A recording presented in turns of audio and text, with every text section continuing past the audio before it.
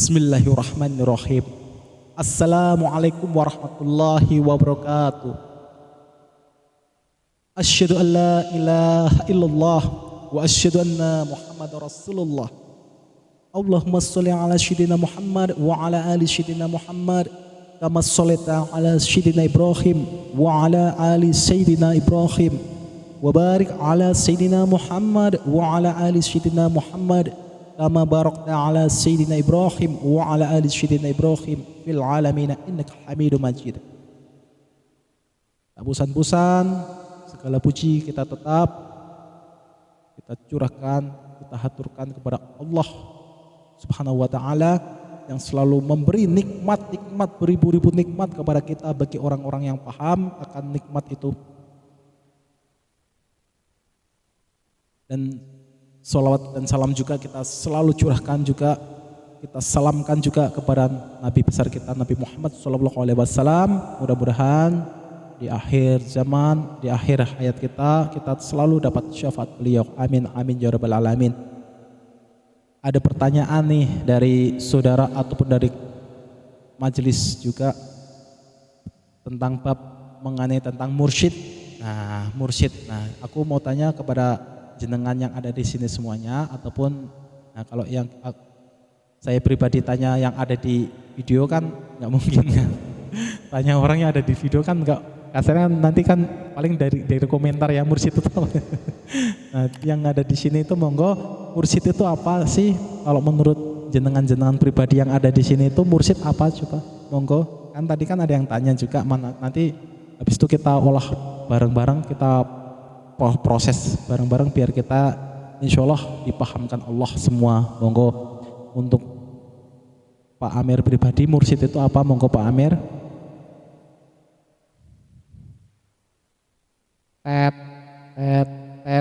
Habis waktu. Monggo napa Pak Amir? Kok lama kali Pak.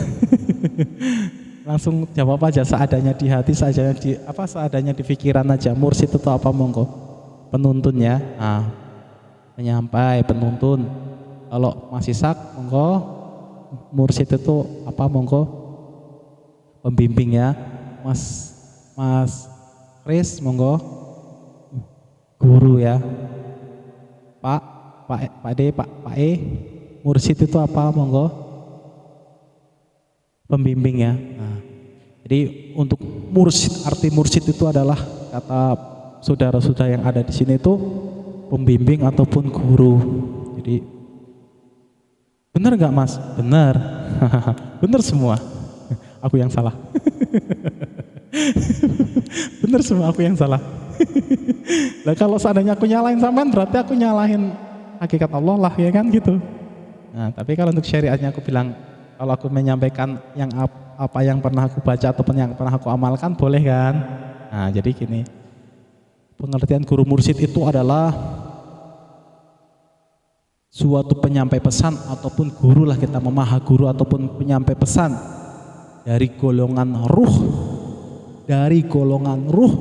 baik yang masih mempunyai jasadiah ataupun yang udah jasadiahnya itu udah meninggal, beliau masih dikasih Allah ruh, beliau masih dikasih Allah nikmat menyampaikan pesan, termasuk golongan aulia ataupun para wali-waliullah ataupun golongan kekasih-kekasih Allah, itu namanya mursyid. Jadi mursyid itu adalah guru-guru, ahli maha guru ataupun penyampai pesan-pesan murni yang disampaikan dengan kemurnian juga. Itulah yang namanya mursyid. Wah, Mas Latif niki kok bingung nih kata-kata nih.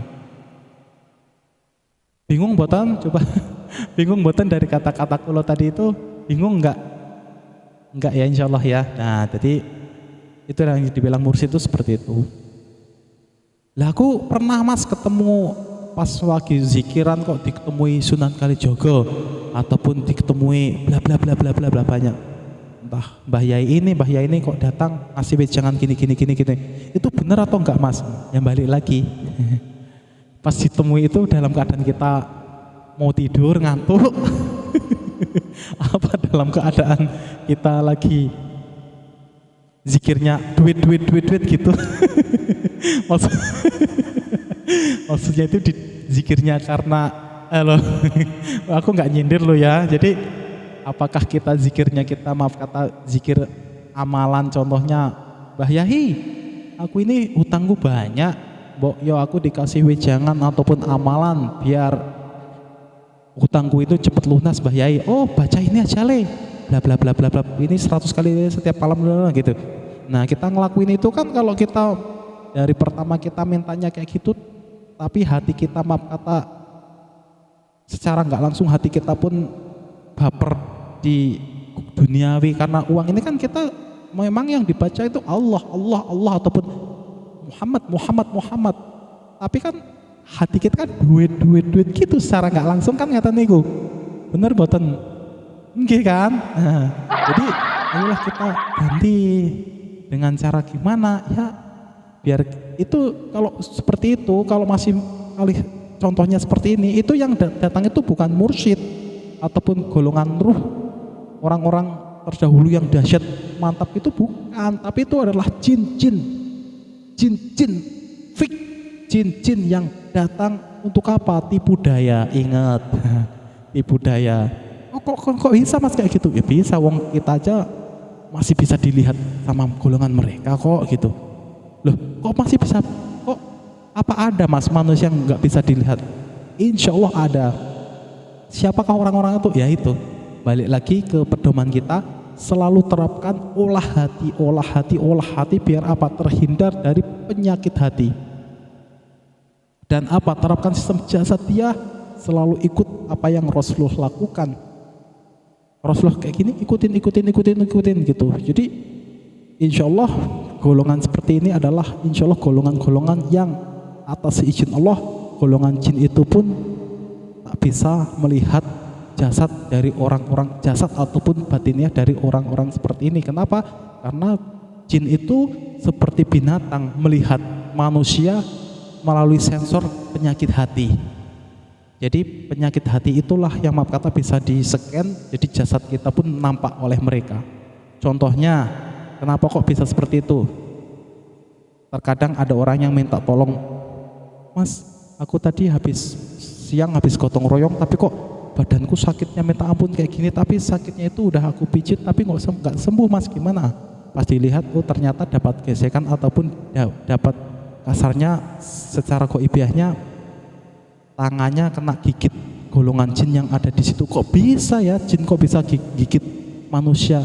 Nah karena manusianya itu entah di waktu gotong royong itu entah was-was ataupun entah tergesa-gesa, waktunya udah mau zuhur ataupun waktunya udah mau asar tetap tergesa-gesa ngelanjutin pekerjaan, ataupun di situ maaf kata malah ngomongin orangnya dengan hati juga ikut-ikutan ngumpat, ataupun maaf kata riak sombong merasa bisa ketika beliau gotong royong, merasa di situ itu beliau lebih bagus daripada yang lain. Itu bisa dibilang itulah penyakit hati itu yang bisa terlihat ataupun secara nggak langsung manusia itu adalah sedikit masuk ke alam jin seperti itu. Jadi ketika orang udah seperti itu kerja seperti itu, di situ pun pas ketika di situ ada pun kerajaan jin itu bisa dibilang kena gesek ataupun rusak oleh orang-orang kayak gini. Nah kalau udah seperti ini, jin itu bisa melihat orang yang ini. Kalau udah seperti ini, jin ini marah dengan orang itu, jin itu pun gigit kena gitu. Itu yang dibilang kalau orang Jawa ngomong itu apa ya, kesambet ya. Bener gak? Kesambet apa tumpangan ya? Ketumpangan itu kan ngetan itu kan. Nah, itu seperti itu, rumusnya itu seperti itu. Makanya ayo belajar olah hati biar apa? Biar kita itu terhindar dari penyakit hati. Yang kedua, kita insya Allah kalau udah piawai nggak mungkin, insya Allah atas izin Allah jin itu nggak bisa lihat kita. Kenapa? Karena mereka tuh silau, biasanya silau ataupun nggak berani gitu. Masa sih mas ada orangnya? Insya Allah ada, tapi ya makanya harus bekerja keras untuk belajar seperti itu harus penerapannya harus bekerja keras banget gitu. Kalau udah seperti itu, insya Allah kita terhindar dari yang namanya bisikan setan ataupun godaan tipu daya jin. Nah kalau udah seperti itu, yang kedua, jadi kembali ke yang tadi orang zikiran itu pas zikir kok kayak gini, kenapa kayak gini mas? Itu kembali yang kata tadi, introspeksi diri atau muhasabah diri lagi. Zikirnya udah bener belum? Nah caranya zikir yang bener gimana mas? Nah kita ulas nanti untuk next yang ini. Yang penting ini untuk session ini adalah pembahasan tentang mursyid ya Pak ya. Nah mursyid, gimana cara ibadah kita yang benar, biar kita terhindar dari godaan setan ataupun tipu daya jin ini. Untuk apa? Untuk hati kita lebih datar, hati kita lebih murni, jasad kita lebih baik. Kalau udah seperti itu, insya Allah nanti akan terbuka yang namanya jendela ataupun portal jasad batiniah kita ataupun sukma kita dengan golongan ruh dari orang-orang yang udah meninggal, yang dikasih Allah ilmu makrifat di zaman dulunya, ataupun orang-orang yang masih hidup tapi beliau pun maaf kata udah pintar ataupun piawai dalam mengolah hati, makanya beliau pun bisa bertemu dengan mursyid. Nah itu bisa sinkron, itulah yang dibilang, makanya ada mursyid dari golongan ruh, orang-orang yang ahli makrifat zaman dulu, dan orang yang masih punya jasad tapi beliau pun udah piawai dalam mengolah hati ataupun olah batiniah dan olah jasadiah dengan baik. Insya Allah itu namanya mursyid. Jadi mursyid itu adalah penyampai pesan ataupun guru, penyampai ilmu-ilmu murni dari Allah kepada manusia awam ataupun manusia yang tarafnya udah bagus hatinya. Untuk apa? Biar orang itu menyampaikan ilmu itu ke orang-orang yang belum di fase itu gitu. Contohnya kasarnya kita ngomong orang-orang awam lah gitu. Oh mursyid itu seperti ya. Jadi kalau contohnya gimana mas ilmu yang disampaikan mursyid? Nah contohnya gini,